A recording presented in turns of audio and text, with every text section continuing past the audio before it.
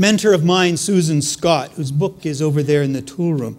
Susan says, while no single conversation is guaranteed to change the trajectory of a life or a business or a relationship, any single conversation can. That conversation changed the world for me. The Premier gave me permission to speak the truth to someone who was powerful, someone who was considerably above me in station and rank and so on. Well, I did. Or at least I tried.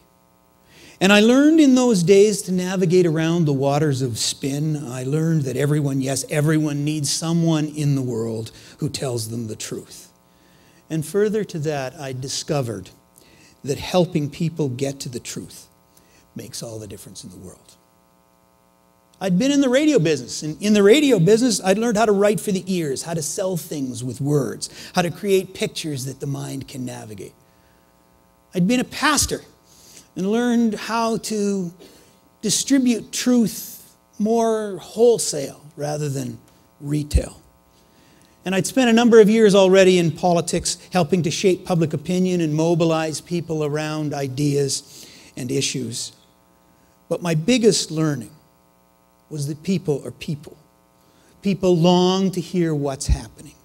People want to be better than they are. And the really enlightened people know that that means sometimes staring down the uncomfortable truth. That moment gave me the permission to speak the truth. That moment made me who I am today. So think about yourself. Think about that moment. Think back on your life. What were the points that shifted your trajectory? What happened? How did you change? How did you become more than you were before? Now, dig a little deeper. Who was there with you? Who showed faith in you? Who encouraged you? Who taught you? Who challenged you? Who pointed you in the right direction? Who affirmed you? Who gave you the confidence to try? Who dusted you off when things went a little sideways? Who was there with you? Who was there for you? You see, as you think about it, you can probably find a name. In fact, I'll bet you can hear a voice. I'll bet you can sense someone's presence. Now, look outward. Rather than look in, look out. Can you see someone that looks at you that way? Can you see someone who holds you in high regard? Can you see someone who sees you as a role model? Can you see someone who could benefit from who you are and who you've been?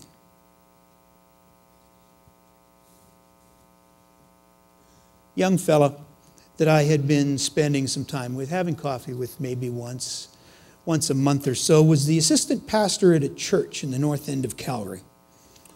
He said to me one day, he said, "Corey, I don't know what it is, but every time we talk, I seem to feel better. I seem to get more confidence. I seem to be able to do more things." He said, "You just understand what it means to mentor." I'd never thought about it that way, really. I just had coffee with people I liked and helped them become more, because that's who I had been. And Doug said, "Would you take what you know and spend a day with the senior leaders at my church and teach them about mentoring, because that's what we're trying to get them to do." So without thinking, I said, "Well, sure." And then I got home and started thinking. And I said, how do you teach somebody to do something that to you is intuitive? It's just natural. It's just the way I am. And I started giving some thought to that, and out of that came a workshop that I did once, and then did it again, and then did it again, and now it's become this book then. And thank you for your affirmation of that book.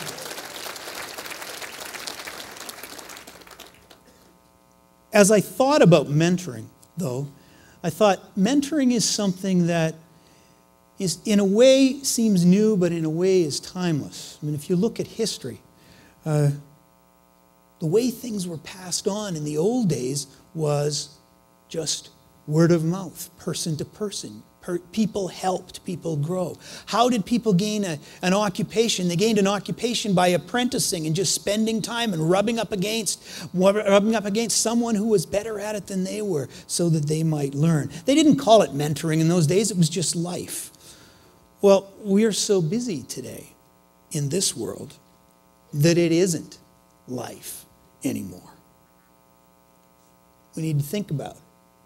We need to practice it. In fact, I think that's part of the reason there's so much social instability in the world is because there's not enough passing on of wisdom, not enough people just talking to each other.